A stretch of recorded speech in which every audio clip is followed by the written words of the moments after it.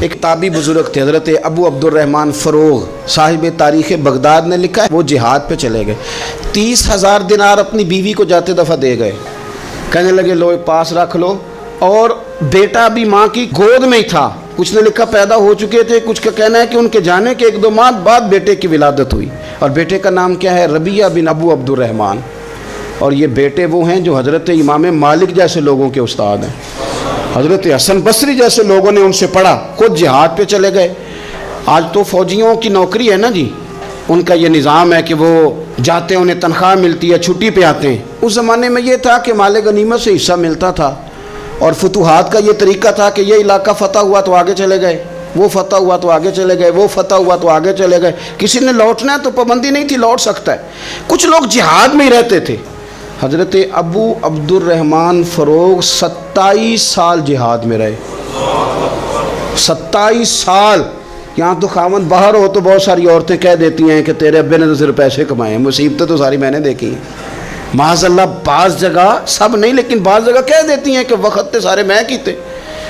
27 سال شوہر چلا گیا، واپس ہی نہیں آیا، 30,000 دینار دے کے چلے گئے۔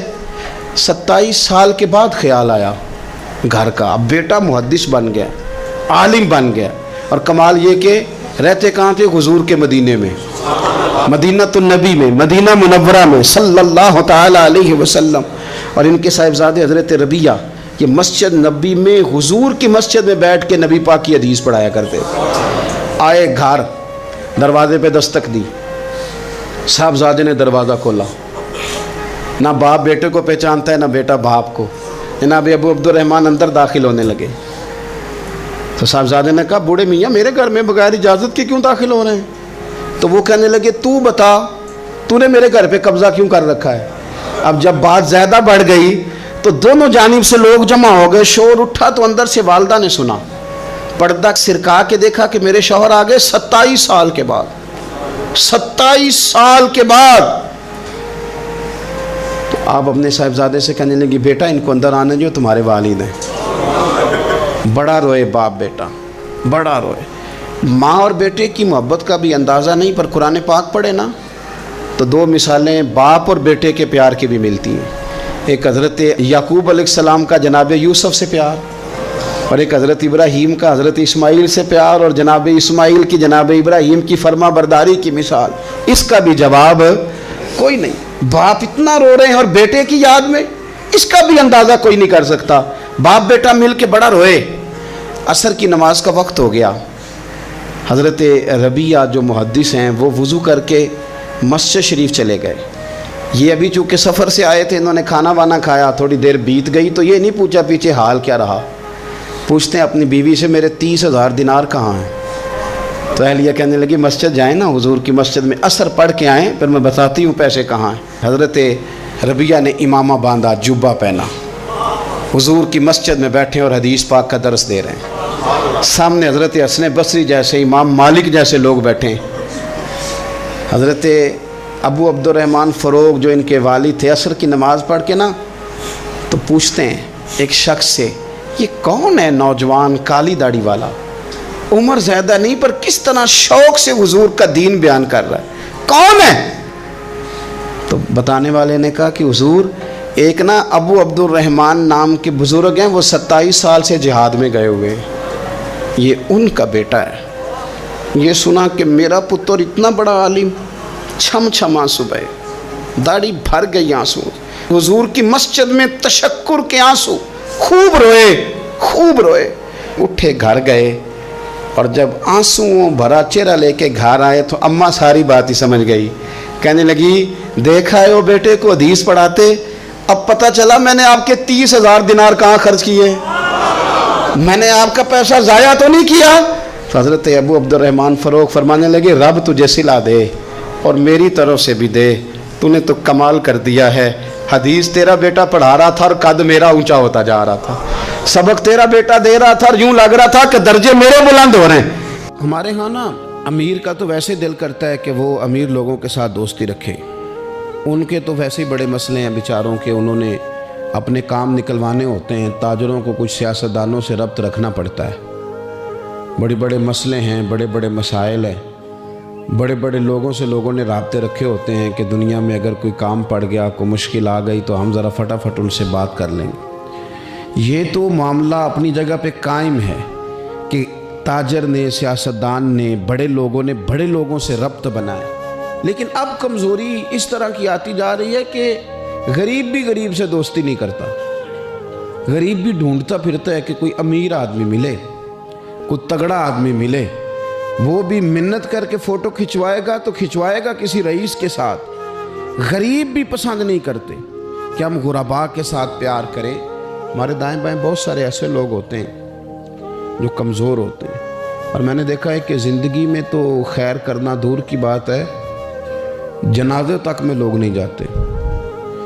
उसमें भी देखते हैं कि कोई अमीर आदमी हो तो फिर ज़रा दौड़ के, कोई सियासी कद काठ वाला हो तो सारे आगे बढ़ बढ़ के चेहरे दिखाते हैं, उसके बच्चों से मिलते हैं कि साहब मैं आया हुआ हूँ, मेरा ज़रा ख्याल करो, मैं पहुँच गया हूँ। वो ख्याल करते हैं कि हम पहुँच जाएं, हमारी शिरकत जो है वो शुमार कर ली जाए। तो मेरे अजीज़, अक्सरियत हमने ये देखा है कि गरीब की तो नमाज जनाजा का मसला आ जाए ना गरीब की, तो जो कि सादा आदमी है, कोई सियासी समाजी काट काट, तो जनाजे तक लोग ख्याल नहीं करते।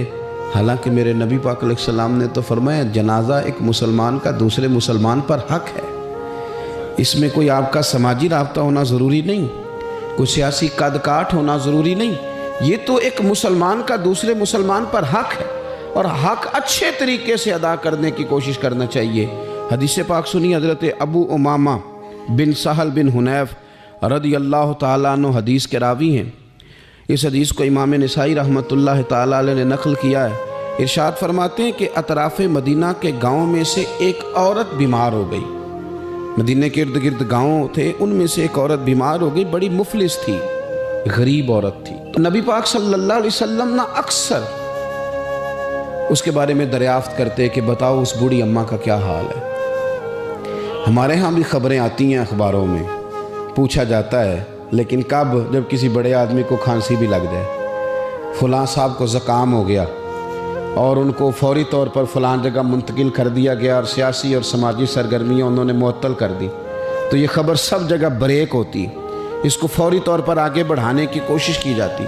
एक गरीब औरत है, मदीने की नहीं, मदीने के अतराफ़ में जो गाँव है उन गाँव के रहने वाली है, पर उसके नसीब देखो, उसका मुकद्दर देखो, हर जगह मदीने वाले महबूब के तज़किरे।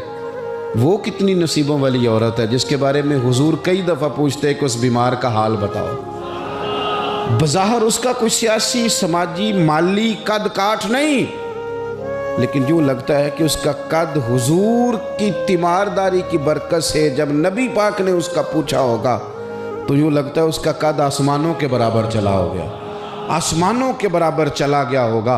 रसूल करीम अलैहिस्सलाम बार बार पूछते, और जब उसके ज़्यादा बीमार होने की खबर आई तो हुजूर ने फरमाया अगर विसाल हो गया तो मुझे खबर करना।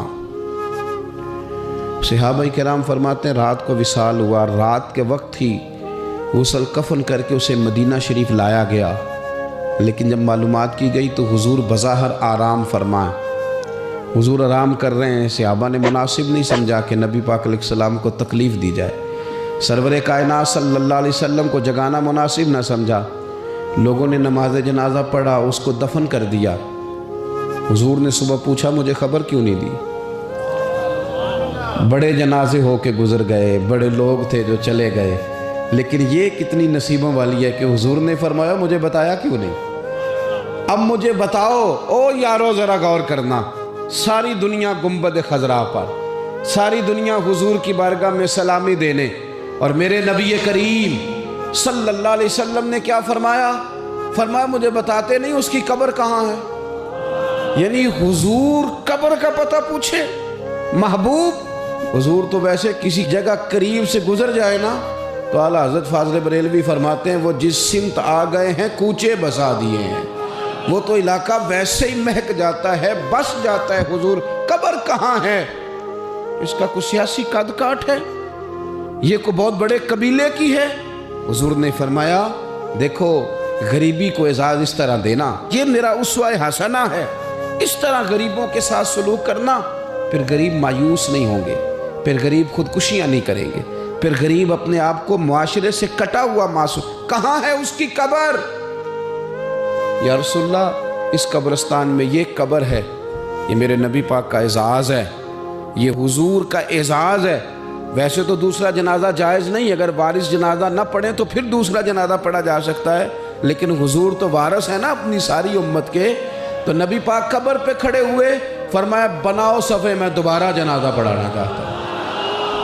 ایک دیہات میں رہنے والی مفلس عورت، ایک دیہات میں رہنے والی غریب عورت، وہ بی بی کہ جس کا کوئی بظاہر لمبا چوڑا نام نہیں، کوئی بڑے القابات سے پکارا نہیں جاتا، حضور نے 4 تکبیروں کے ساتھ امام نسائی نے لکھا ہے دوبارہ جنازہ پڑھا ہے، اور لوگوں کو بتایا کہ اس طرح کر کے اگر تم غریبی سے پیار کرو گے نا، ان کی مہک نے دل کے غنچے کھلا دیے ہیں، وہ جس راہ چل دیے ہیں کوچے بسا دیے ہیں۔